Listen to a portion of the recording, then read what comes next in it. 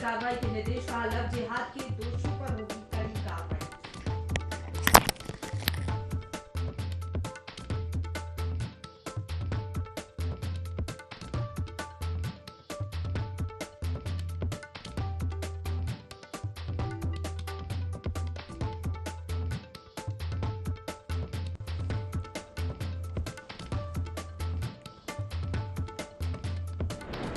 किच्छा में अतिक्रमण के खिलाफ कार्रवाई को लेकर कांग्रेस ने किया प्रदर्शन। प्रदेश अध्यक्ष ने सरकार पर बोला हमला, कहा अतिक्रमण के नाम पर उत्पीड़न कर रही सरकार।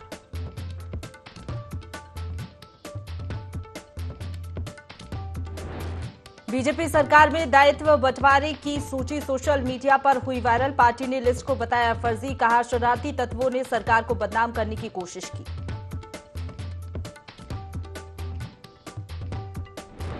G20 की तीसरी बैठक को लेकर तैयारी जारी। ऋषिकेश के त्रिवेणी घाट में विदेशी मेहमान करेंगे गंगा आरती। जिला अधिकारी ने की तैयारियों की समीक्षा।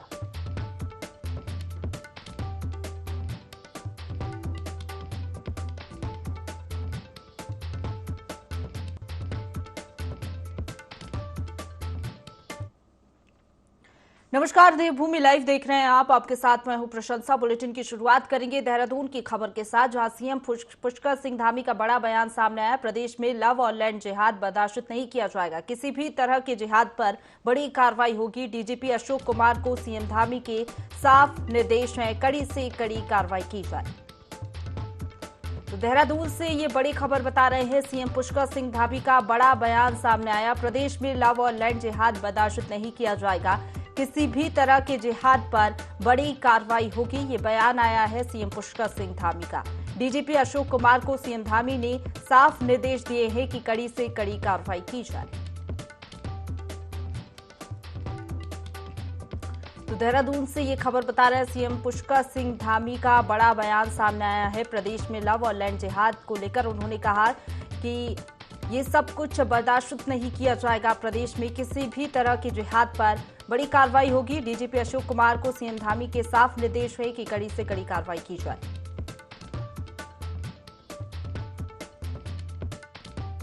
तो डीजीपी को निर्देश दिए हैं उनको कि वो इस पर सख्ती से काम करें और ऐसे मामले जहां भी आ रहे हैं उस पर ठीक प्रकार से जांच करके जो भी दोषी हैं उनके खिलाफ कड़ी कार्रवाई करें। इस पर जो है सरकार सख्ती से काम कर रही है और सभी को कहा है कि सख्ती से इस पर काम करें और पुलिस जांच कर रही है। जांच में जो भी दोषी पाए जाएंगे उसके खिलाफ कठोर कार्रवाई होगी। पुष्कर सिंह धामी को सुन रहे थे आप। उन्होंने कहा कि कड़ी से कड़ी कार्रवाई इस पूरे मामले को लेकर की जाएगी। खबर पर ज्यादा जानकारी लेंगे, हमारे साथ संवाददाता विनय फोन लाइन पर बने हुए हैं। विनय, सरकार का सख्त रुख सामने आया है, लव जिहाद को लेकर कड़ी से कड़ी कार्रवाई हो, ये निर्देश सीएम धामी ने दिए हैं।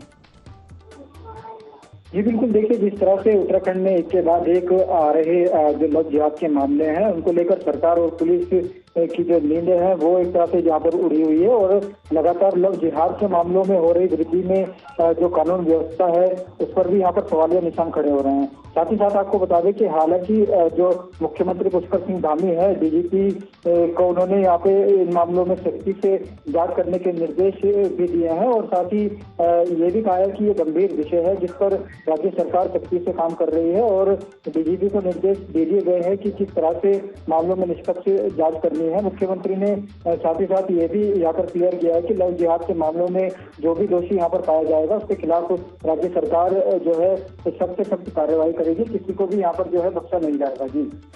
जी शुक्रिया आपका हमारे साथ जुड़ने के लिए और तमाम जानकारी हम तक पहुंचाने के लिए विनय।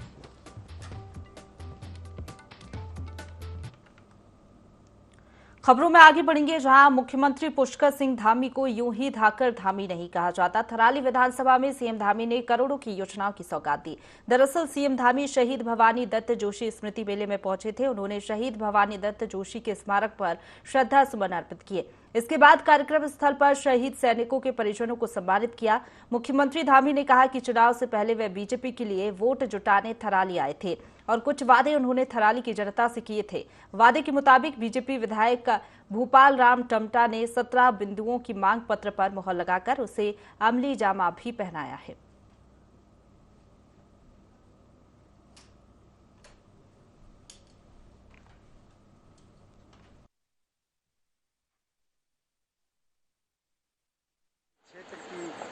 मांग घोषणा की गई उसको पूरा करने का प्रयास करेंगे। विशेषकर जो मेन समस्या हमारे इस पूरे पिंडर घाटी की थी कि परसों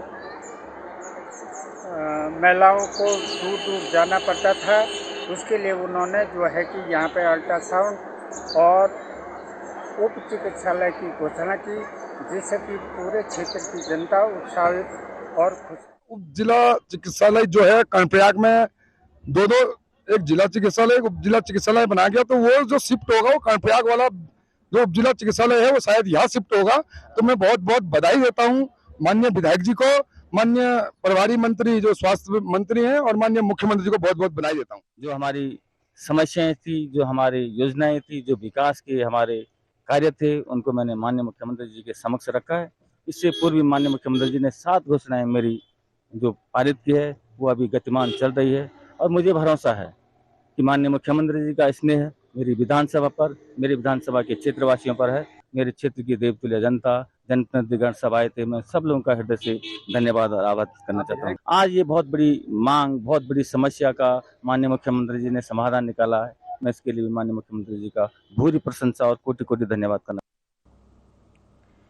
उत्तराखंड में बीते 5 महीने में हुई 13 बाघ बाघिनों की मौत के बाद अब प्रदेश की धामी सरकार इसका आकलन करने की तैयारी में लगी हुई है। सीएम पुष्कर सिंह धामी ने मीडिया से मुखातिब होते हुए बताया कि इस मामले का निश्चित रूप से आकलन किया जाएगा और अगर कोई दोषी पाया जाता है तो इस पर कार्रवाई भी जरूर होगी। बता दें कि प्रधानमंत्री नरेंद्र मोदी ने इस वर्ष अप्रैल में देश में बाघ गणना 2022 के आंकड़े जारी किए थे।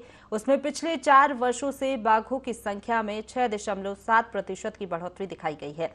देश भर में बाघों की संख्या करीब 3167 बताई गई है, तो वहीं साल 2018 की गणना के अनुसार उत्तराखंड में बाघों की संख्या 442 है।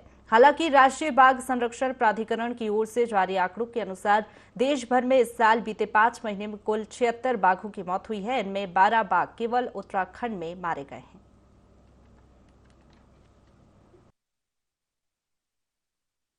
निश्चित रूप से आकलन करवाएंगे। यहाँ पर अगर कहीं पर कोई इस पर वो पाया जाता है तो उस पर हम भी करेंगे। इसका हम लोग निश्चित रूप से आकलन करवाएंगे। यहाँ पर अगर कहीं पर कोई इस पर वो पाया जाता है तो उस पर हम भी करेंगे। उत्तराखंड के राज्यपाल लेफ्टिनेंट जनरल गुरमीत सिंह खटीमा के दौरे पर हैं। इस दौरान उन्होंने खटीमा के थारू विकास भवन में आयोजित स्वतंत्रता आंदोलन में जनजातीय नायकों का योगदान नामक कार्यक्रम में प्रतिभाग किया और जनजातीय नायकों द्वारा आंदोलन में किए गए योगदान को याद किया। मीडिया से मुखातिब होते हुए राज्यपाल गुरमीत सिंह ने कहा कि आज हम लोगों ने भारत के स्वतंत्रता संग्राम में योगदान देने वाले जनजातीय नेताओं और समुदायों के योगदान को देखते हैं तो हमें गर्व महसूस होता है कि भारत देश के जनजातीय समुदायों ने देश के स्वतंत्रता संग्राम, विकास और तरक्की के लिए कितना योगदान दिया है। इस आजादी में उनका योगदान अमूल्य है।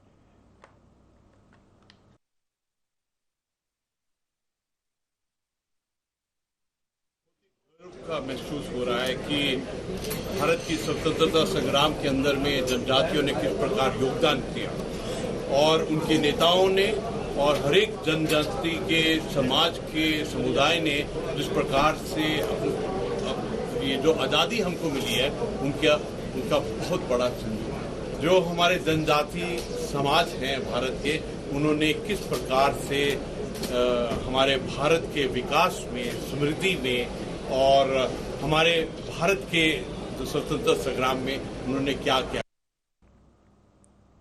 उत्तराखंड के राज्यपाल retired lieutenant general Gurmeet Singh ने भारत नेपाल सीमा स्थित खटीमा में मेला घाट पोस्ट में एसएसबी 97वीं वाहिनी के जवानों से मुलाकात की।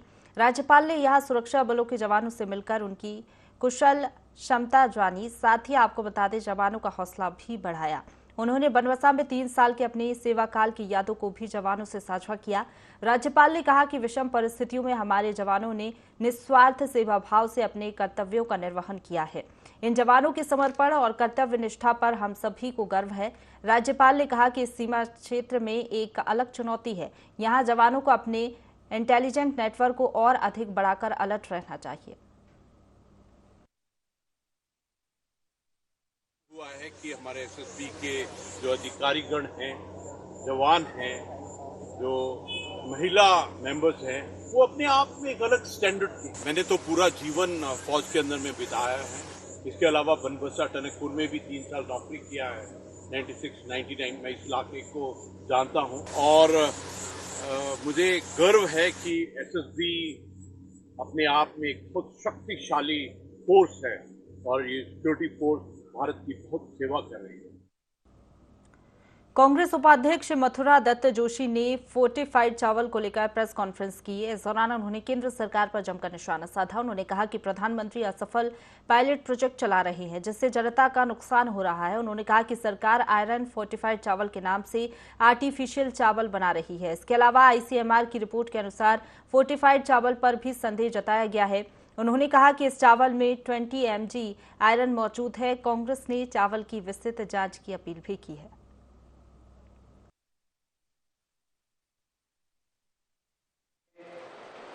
एक असफल पायलट प्रोजेक्ट चला है जो फोर्टिफाइड राइस के नाम से चल रहा है। आर्टिफिशियल चावल बनाया जा रहा है और उसमें कुछ तत्व मिलाकर, मिनरल मिलाकर उनका कहना है कि वो तैयार होगा और देश के विभिन्न हिस्सों में, विभिन्न राज्यों में पीडीएफ के माध्यम से आम जनता को वितरित किया जाएगा। सरकार गेहूं का वितरण बंद करके पूरे देश में फोर्टिफाइड राइस बांटना चाहती है, चावल बांटना चाहती है। हमारा आरोप है फोर्टिफाइड चावल के माध्यम से सरकार इस देश की जनता को धीमा जहर देने जा रही है और उसके गंभीर परिणाम आने वाले समय में सामने आएंगे। उत्तराखंड में इन दिनों लव जिहाद के मामले सुर्खियों में हैं और लोग अपना विरोध दर्ज कराने के लिए सड़कों पर उतरने लगे हैं। पच्छू वादून से लेकर उत्तरकाशी तक लव जिहाद के मामलों को लेकर लोगों में जबरदस्त आक्रोश देखने को मिल रहा है। पुरोला में हिंदू नाबालिग लड़की को भगाने की कोशिश का मामला शांत होने का नाम नहीं ले रहा। इस मामले में सीएम पुष्कर सिंह धामी ने कहा कि लव और जमीन जिहाद को लेकर प्रदेश सरकार पूरी तरह से सख्त है। डीजीपी को ऐसे मामलों में सख्ती बरतने के निर्देश दिए हैं। जांच करके ऐसे मामलों में सख्ती से कार्रवाई की जाएगी।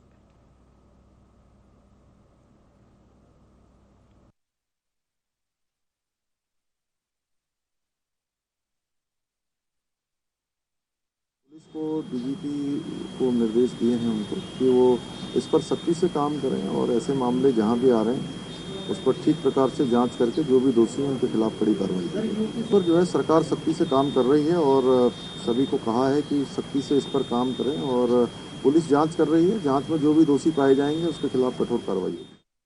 उधम सिंह नगर में प्रशासन द्वारा सरकारी जमीन को चिन्हित कर अतिक्रमण हटाने की कार्रवाई लगातार की जा रही है। साथ ही प्रशासन लगातार सालों से काबिज लोगों को नोटिस जारी करते हुए अतिक्रमण हटाने की चेतावनी भी दे रहा है। तो वहीं उत्तराखंड की भाजपा सरकार पर गरीबों को बेरोजगार करने और बेघर करने का आरोप लगाते हुए सैकड़ों कांग्रेसियों ने किच्छा तहसील में धरना देकर जोरदार प्रदर्शन किया। विरोध प्रदर्शन में उत्तराखंड कांग्रेस के प्रदेश अध्यक्ष करण मेहरा ने अन्य कई कांग्रेसी नेताओं के साथ मिलकर प्रदेश सरकार पर जमकर जुबानी हमला बोला।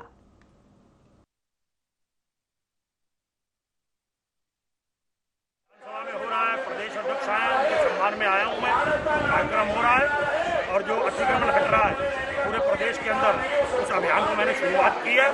आज सारे लोग उसमें लगे हैं, बहुत अच्छी बात है। हमें आज एक दूसरे पर लड़ना पड़ेगा। सरकार झूठ बोल रही है, मुख्यमंत्री झूठ बोल रहे हैं। कल ही 39 दुकानें रुड़की के अंदर तोड़ दी गई। हल्द्वानी में अतिक्रमण हट रहा है, लालपुर में तोड़ा गया 300 परिवारों को, पंतनगर में आज वीडियोग्राफी हो रही है। वे झूठ बोलते हैं, भाजपा के लोग गुमराह करते हैं। या बंडिया वाले में भी गुमराह किया गया।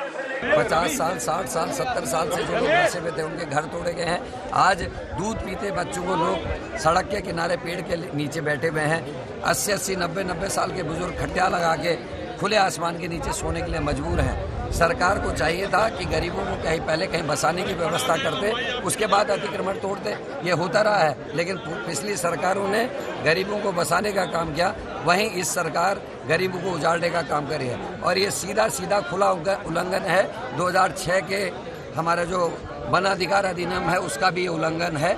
और सरकार हठधर्मिता में है, लोगों को उजाड़ रही है, बर्बाद कर रही है। बताएं, क्या ये जो लोग हैं देश के नागरिक हैं या नहीं? लोकसभा चुनाव को लेकर बीजेपी पूरी तरह से तैयारी में जुटी हुई है। बीजेपी प्रवक्ता विपिन कैंथोला ने कांग्रेस पर निशाना साधते हुए कहा कि कांग्रेस सिर्फ प्रदेश की जनता को बरगलाने का काम कर रही है। कांग्रेस से कोई भी लोकसभा चुनाव लड़े, इस बार उन्हें धरातल पर पता चल जाएगा कि उनकी स्थिति क्या है। कांग्रेस के तमाम नेता जानते हैं कि हकीकत क्या है और उन्होंने कहा कि बीजेपी 5 सीटों पर पूर्ण बहुमत के साथ अपनी जीत दर्ज करेगी। जनता पार्टी का साफ कहना है कि 5 को 5 सीटें लोकसभा की हम जीतने वाले हैं। कोई भी कांग्रेस किसी को भी ले आए, इस बार उनको पता चल जाएगा धरातल क्या है। कांग्रेस के जो तमाम नेता हैं वो जानते हैं हकीकत कि उन्हीं के नेताओं ने, उन्हीं के सिस्टम ने कितने गड्ढे उनके लिए खोदे हुए हैं, इसलिए वो चुनाव नहीं लड़ना चाहते, चुनाव से भाग रहे हैं। हम तो कहते हैं आइए, आजमाइए अपना भविष्य, देखिए कि उत्तराखंड की जनता को जिस प्रकार से आप बरगलाने का काम कर रहे हैं, उत्तराखंड की जनता काम पर मुहर लगाती कि बरगलाने। देहरादून में कांग्रेस ने जिला अध्यक्ष लक्ष्मी अग्रवाल के नेतृत्व में बिगड़ती कानून व्यवस्था को लेकर डीजीपी को ज्ञापन सौंपा, जिसमें पक्षवादून में बढ़ते क्राइम को रोकने की मांग की गई। लक्ष्मी अग्रवाल का कहना है कि हरबटपुर क्षेत्र में 5 लाख की लूट का अभी तक कोई सुराग नहीं लगा है। क्षेत्र की जनता में असुरक्षा की भावना है। उनका कहना है कि लव जिहाद के नाम पर विशेष समुदाय को डराने और धमकाने का काम किया जा रहा है।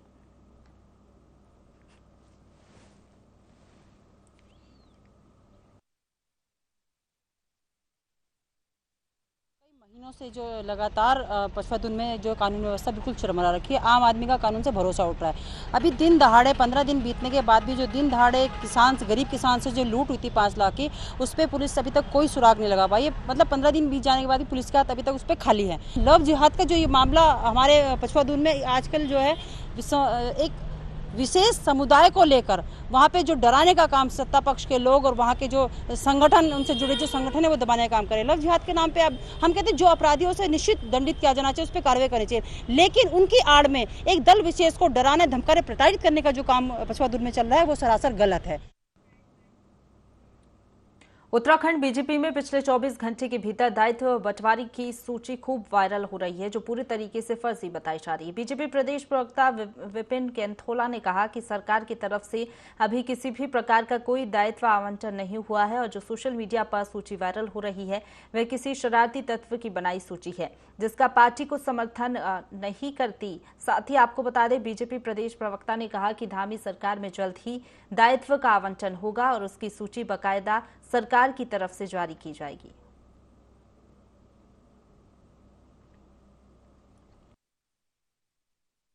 जनता पार्टी अपने कार्यकर्ताओं को समय समय पर दायित्व देती रहती है, चाहे संगठन में हो चाहे सरकार में हो। आपने देखा होगा पिछले कुछ दिनों में भी कुछ लोगों को दायित्व मिले। आने वाले समय में जो दायित्व हैं वो मुख्यमंत्री जी निश्चित रूप से उसमें फैसला लेंगे। और कल जो सूची थी और उस पर स्पष्ट है कि वो सूची किसी भी प्रकार से सूची इस प्रकार की मुख्यमंत्री कार्यालय से नहीं निकली है। सारी फर्जी सूचियाँ, इस प्रकार की सूचियाँ आपने कई बार देखा होगा। एक विपक्ष के नेता हैं, पूर्व मुख्यमंत्री, उन्होंने भी इस प्रकार की एक फर्जी सूची डाली थी, बाद में डिलीट कर दी। तो ये फर्जी का खेल लोग यहाँ पे चलते रहते हैं। आने वाले समय में आप इंतजार करिए, जल्द ही हमारे कार्यकर्ताओं को दायित्व भी मिलेंगे और सरकार पर अपनी भागीदारी भी निभाएंगे। जिला विधिक सेवा प्राधिकरण ने लोहाघाट न्यायिक बंदी गृह में स्वास्थ्य शिविर लगाया, जिसमें बंदियों का स्वास्थ्य परीक्षण किया गया और जरूरी दवाओं का वितरण भी किया गया। इसके साथ ही बंदियों को निःशुल्क कानूनी सहायता के बारे में जानकारी दी गई।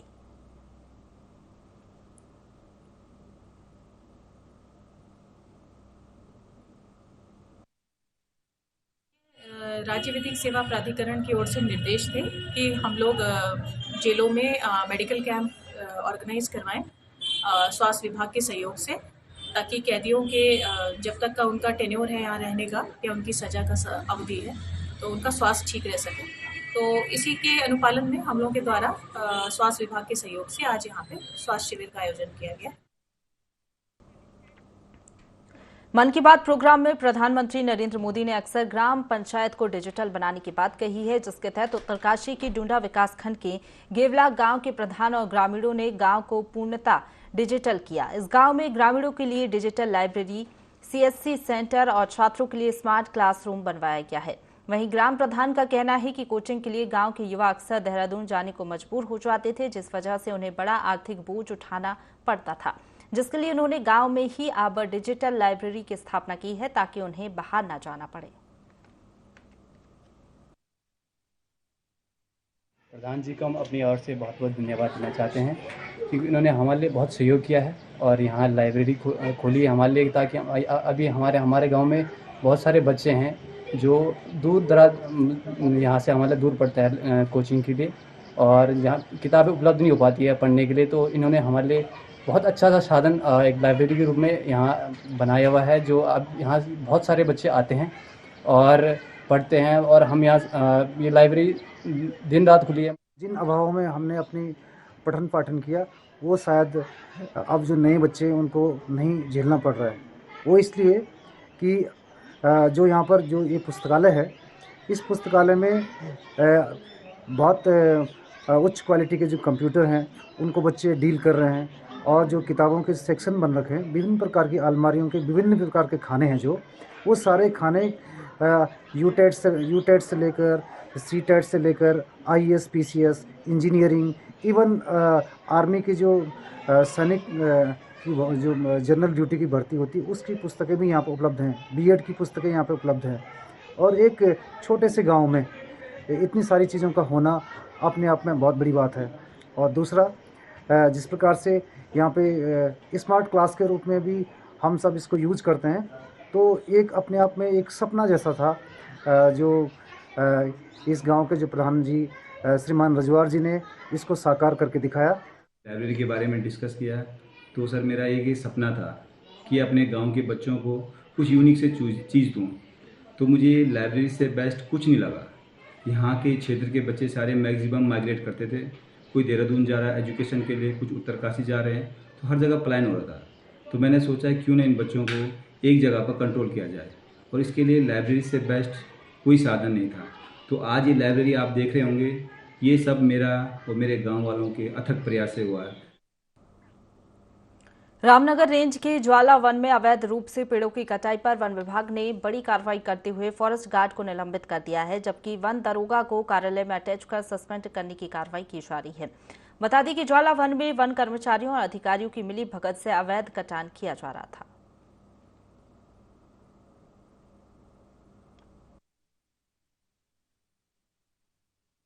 ज्वाला वन एक हमारा फॉरेस्ट ब्लॉक है जिसमें कि वन निगम की 3 लॉटें चल रही हैं, जिसमें कि वन निगम द्वारा उत्पादन कार्य किया जा रहा है यूकलिप्टस प्रकाश का।